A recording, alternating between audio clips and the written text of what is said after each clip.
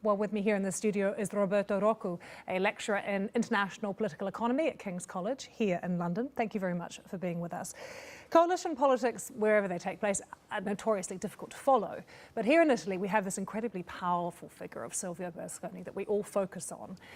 Just hearing Alan talk about him then, I mean, can he once again, do you think, come back, or do you think this is it for him?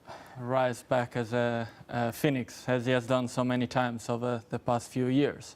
I would not write Berlusconi off just yet. I think this is clearly a desperate move because it looks like his own party had decided behind closed doors to effectively vote against Letta's confidence vote, and his backing out, his climb down, as you called it, is effectively the decision of a sudden decision, something that probably not even his closest advisors were hoping to happen.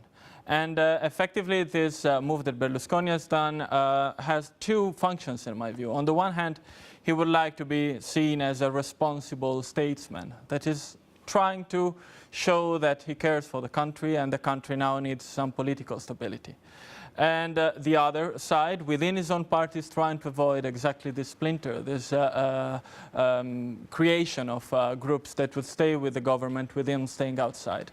And this is really a last-ditch attempt on his part to avoid this from happening. Whether this will be successful, we have already a new exam coming up from Berlusconi, and that in a couple of days, unless it's rescheduled, we will have a vote that should effectively, if it were to pass, remove Berlusconi from his position as senator. Well, let's talk about that coalition government then, because they've got a monumental task ahead of them in terms of the reforms that are meant to be pushed through. Today's confidence vote is meant to provide stability, but does it? Not really. In that, well, the government has had this same stability and this same majority for the previous 5 months, and yet it has been unable to achieve most of the goals that it had set for itself.